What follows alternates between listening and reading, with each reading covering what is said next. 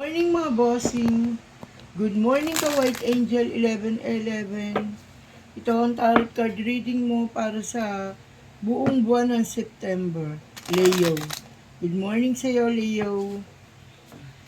Hindi lahat ay makaka-resonate sa reading na ito. Kunin lamang ang mga positive energy na parang tutugma sa iyo. Ito ay gabay lamang. Kung kaya't isipin na ito ay kukunin mo lamang bilang gabay para sa iyong buhay. Good morning, Leo.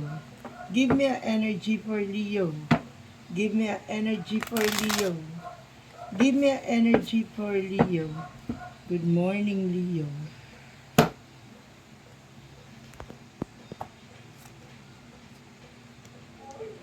Sinasabi Leo na ngayong September ay mayroong magpapakasal.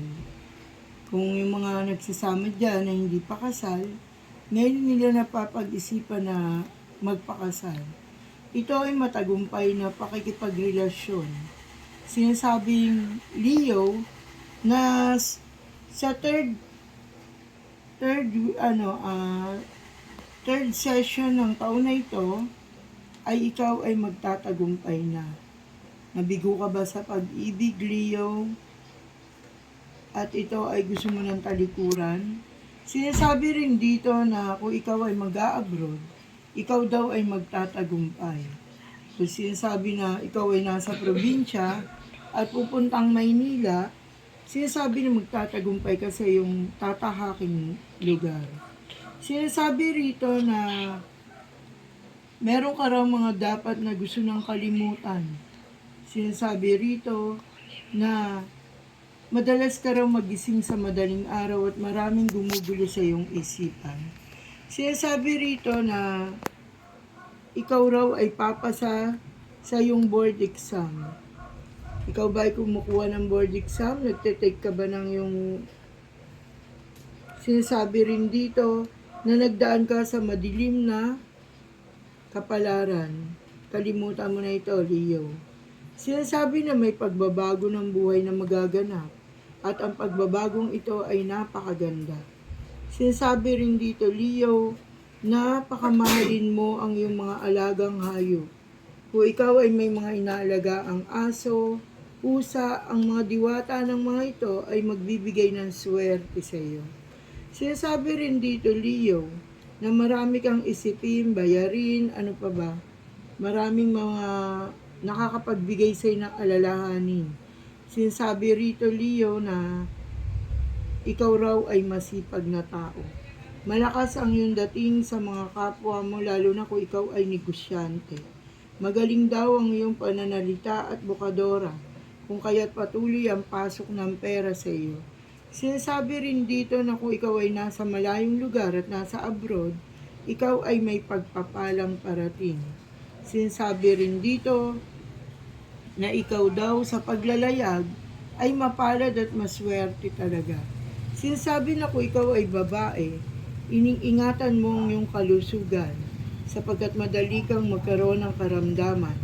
Sinasabi rito na bubulusok ang magagandang opportunity para sa iyo. Sinasabi rin dito na kung ano man ang mga laban sa iyo ng ibang taong kinaiinggitan ka, ay magkakaroon ka ng pananggalang sa kanila. At sinasabi rito na kung ano raw ang iyong ginawa o ang pagtulong na ginawa mo sa iyong kapwa, ay babalik ito sa iyo ng universe. Leo, may pagbabagong napakagandang magaganap sa iyong buhay ngayong September na ito.